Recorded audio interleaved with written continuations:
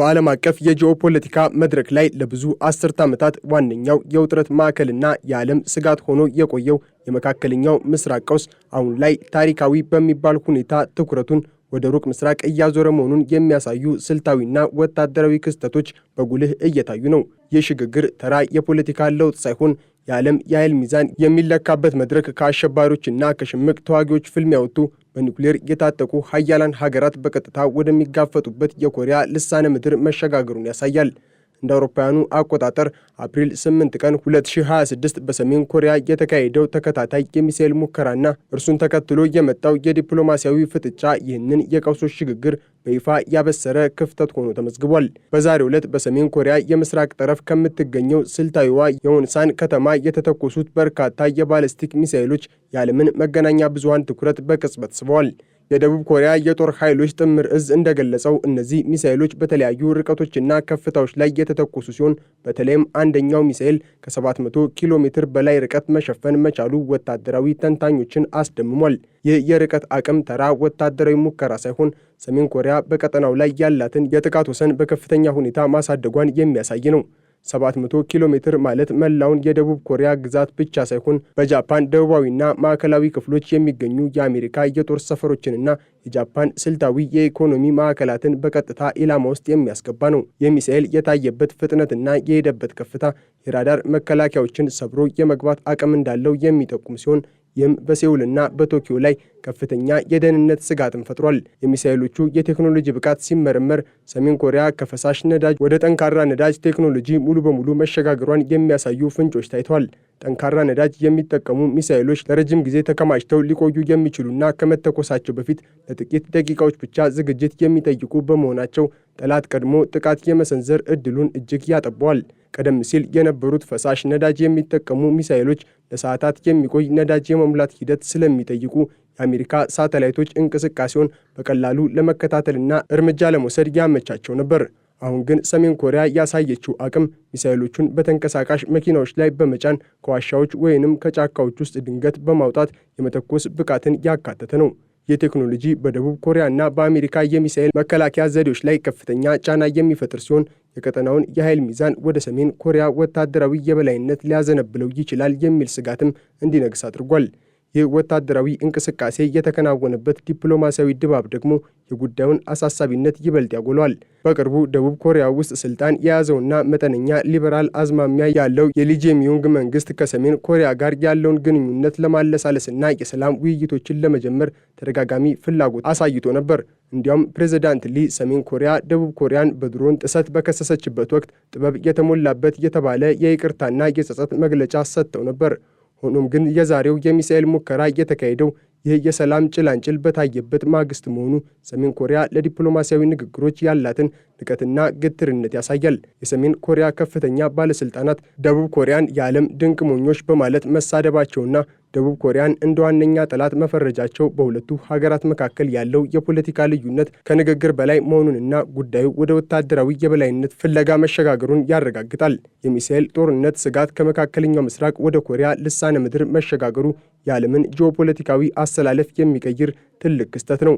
በመካከለኛው ምስራቅ ለዘመናት የታዩት ግጭቶች በአብዛኛው በነዳጅ በሃይማኖትና በጎሳ ልዩነት ላይ የተመሰረቱና በትናንሽ የሽምቅ ተዋጊ ቡድኖች የሚካሄዱ ነበሩ። በኮሪያ ልሳነ ምድር ግን ያለው ስጋት ሙሉ በሙሉ የተለየና እጅግ የላቀ ነው። እዚህ ያለው ፍጥጫ በኒውክሌር የታጠቁ መንግስታት መካከል የሚደረግ ከፍተኛ የቴክኖሎጂ ውጤት የሆኑ ሚሳኤሎች የሚሳተፉበትና በአንድ ጀንበር በሚሊዮኖች የሚቆጠሩ ሰዎችን ሕይወት ሊቀጥፍ የሚችል ግዙፍ አደጋ ነው። የአሜሪካ የኢኮኖሚ ማዕከል በሆነው ምስራቅ እስያ ላይ እንዲህ አይነት ውጥረት መንገሱ የዓለምን ንግድና ኢኮኖሚ ሰንሰለት አደጋ ላይ የሚጥል ነው። ለምሳሌ በደቡብ ኮሪያ የሚገኙት ሴሚኮንዳክተር አምራቾችና በጃፓን የሚገኙ የቴክኖሎጂ ኩባንያዎች በሚሳኤል ስጋት ውስጥ መውደቃቸው መላውን ዓለም የኤሌክትሮኒክስና የቴክኖሎጂ እጥረት ውስጥ ሊከተው ይችላል። ከዚህም በላይ የሩሲያና የቻይና ሚና በዚህ ቀውስ ውስጥ ያለው ስፋት በቀላሉ የሚታይ አይደለም። ሰሜን ኮሪያ ከሩሲያ ጋር ወታደራዊና ስልታዊ ትብብሯን በከፍተኛ ሁኔታ ማጠናከሯ ሀገሪቱ ከዓለም አቀፍ ማዕቀቦች እንድታመልጥና የቴክኖሎጂ ድጋፍ እንድታገኝ ረድቷታል። በተለይም በዩክሬን ጦርነት ምክንያት ሩሲያ ከምዕራባውያን ጋር የገባችበት ፍጥጫ ሰሜን ኮሪያን እንደ ስልታዊ አጋር እንድትመለከት አድርጓታል። የቻይናው የውጭ ጉዳይ ሚኒስትር ዋንጊው ወደ ፒዮንግያንግ ለማቅናት ማቀዳቸውም ምስራቃዊው የኃይል አሰላለፍ ማለትም ሩሲያ፣ ቻይና እና ሰሜን ኮሪያ ይበልጥ እየተጠናከረ መሆኑን ያሳያል። ይህ አዲስ የጥፋት ግንባር ተብሎ የሚጠራው ስብስብ አሜሪካ በፓስፊክ ውቅያኖስ ላይ ያላትን ወታደራዊና ፖለቲካዊ የበላይነት በቀጥታ የሚገዳደር ነው። በዚህም ምክንያት በኮሪያ ልሳነ ምድር የሚካሄደው እያንዳንዱ የሚሳኤል ሙከራ በአሜሪካና በቻይና መካከል ያለውን ቀዝቃዛ ጦርነት ይበልጥ የሚያፋፍም ነዳጅ ሆኗል። በደቡብ ኮሪያ ሕዝብ ዘንድ የሚታየው ስነልቦናዊ ጫናም ሌላው ሊታይ የሚገባው ጉዳይ ነው። በሴኡል የሜትሮ ጣቢያዎችና አደባባዮች ላይ የሚገኙ ትላልቅ ስክሪኖች የሚተላለፉት የሚሳኤል ሙከራ ዜናዎች ለሕዝቡ የዕለት ተዕለት ስጋት ሆኗል። ምንም እንኳን ደቡብ ኮሪያውያን ለዓመታት ከሰሜኑ በሚመጣ ዛቻ ውስጥ ቢኖሩም የዛሬው የሚሳኤል ቴክኖሎጂ እድገትና የሰሜን ኮሪያ ንግግር ግን ስጋቱን ወደ ላቀ ደረጃ አድርሶታል። የ700 ኪሎ ሜትር ሚሳኤል ሙከራ በተደረገበት ወቅት በጃፓን ባህር ዳርቻዎችና በደቡብ ኮሪያ ደሴቶች ላይ የተሰሙት የማስጠንቀቂያ ደውሎች የጦርነቱን ደመና ምን ያህል እንደቀረበ የሚያሳዩ ነበሩ። ይህ ሁኔታ በሀገሪቱ የኢንቨስትመንትና የቱሪዝም ዘርፍ ላይ አሉታዊ ጥላውን ማሳረፉም አልቀረም። ደቡብ ኮሪያ የመከላከያ በጀቷን ለመጨመርና የራሷን የኒውክሌር መሳሪያ ለማልማት የሚገፋፋ የውስጥ ፖለቲካዊ ድምጾች እንዲበራከቱ ምክንያት ሆኗል። የአሜሪካ መንግስት ለዚህ ክስተት የሰጠው ምላሽ በሁለት አቅጣጫዎች የሚታይ ነው። በአንድ በኩል እንደ ፓስፊክ እዝ በሰሜን ኮሪያ ላይ ያለውን ክትትል ማጠናከሩንና ለደቡብ ኮሪያና ለጃፓን ያለውን የመከላከያ ቃል ኪዳን በድጋሚ አረጋግጧል። በሌላ በኩል ግን አሜሪካ በመካከለኛው ምስራቅና በዩክሬን በኩል የተወጠረችበት ሁኔታ በሩቅ ምስራቅ ላይ ያላት ትኩረት ሊቀንሰው ይችላል የሚል ስጋት በአጋሮቿ ዘንድ ተፈጥሯል። ዛሬ የተተኮሰው የሚሳኤል አቅም የአሜሪካን የሚሳኤል መከላከያ ዘዴዎችን ሊያሸንፍ የሚችል ቴክኖሎጂ የታከለበት መሆኑ ዋሽንግተን በቀጠናው ላይ ያላትን የዲፕሎማሲና የወታደራዊ ስልት ዳግም እንድትፈትሽ አስገድዷታል። የባይደን መንግስት ተተኪ አስተዳደርም ቢሆን ከሰሜን ኮሪያ ጋር ያለውን ግንኙነት እንዴት መምራት እንዳለበት ግልጽ የሆነ መመሪያ ማግኘት ተስኖታል። በዓለም አቀፍ ማህበረሰብና በተባበሩት መንግስታት ድርጅት በኩል የሚሰሙት ድምጾች ግን እንደተለመደው ውግዘትና ዕቀባ ላይ የተገደቡ ናቸው። ሆኖም ግን ሰሜን ኮሪያ ባለፉት 20 ዓመታት ውስጥ በደረሰባት ተከታታይ ዕቀባዎች ውስጥ አልፋ ዛሬ እንዲህ አይነት ዘመናዊ ሚሳኤሎችን ማምረት መቻሏ የዕቀባው ፖሊሲ ውጤታማነት ላይ ትልቅ ጥያቄ ምልክትን ጥሏል።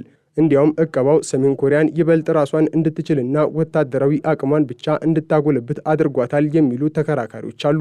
የዛሬው የሚሳኤል ሙከራ ለዓለም የሰጠው ትምህርት ቢኖር በቴክኖሎጂ የታገዘ ወታደራዊ ግስጋሴን በኢኮኖሚ ማዕቀብ ብቻ መግታት እንደማይቻል ነው። ይህ ደግሞ ሌሎች ተመሳሳይ አቋም ያላቸው ሀገራት ለምሳሌ ኢራን የሰሜን ኮሪያን መንገድ እንዲከተሉ ሊያበረታታ ይችላል። የሚሳኤል ጦርነት ስጋቱ ከመካከለኛው ምስራቅ ወደ ኮሪያ ልሳነ ምድር መሸጋገሩን የሚያሳየው ሌላው ነጥብ የጦር መሳሪያዎች ሽያጭና ልውውጥ አቅጣጫ ነው። ቀደም ሲል የሩቅ ምስራቅ ሀገራት ከመካከለኛው ምስራቅ ነዳጅ ለመግዛት ይሽቀዳደሙ ነበር።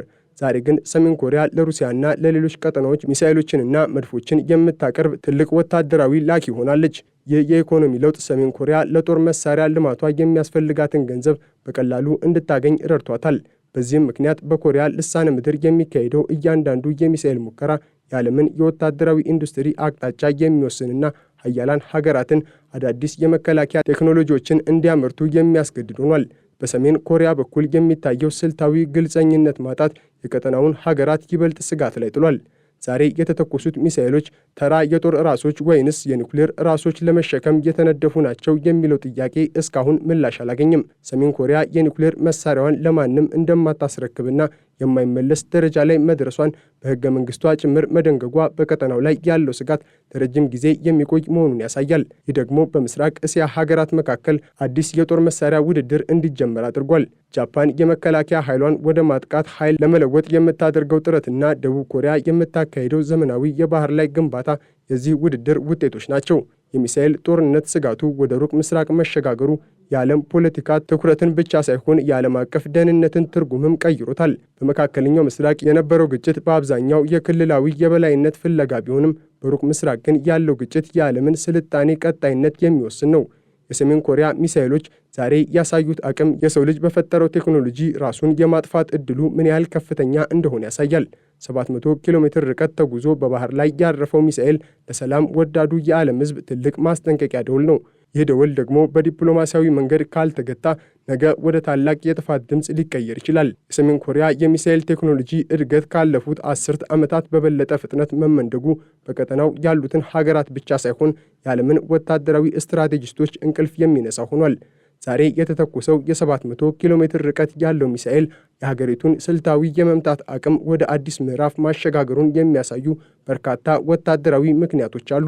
ይህ ሚሳኤል በተለይ ለደቡብ ኮሪያና በጃፓን ለሚገኙ የአሜሪካ ጦር ሰፈሮች እጅግ አደገኛ የሚያደርገው በበረራ ወቅት የሚያሳየው ዝቅተኛ ከፍታና አቅጣጫን የመለወጥ ብቃት ነው።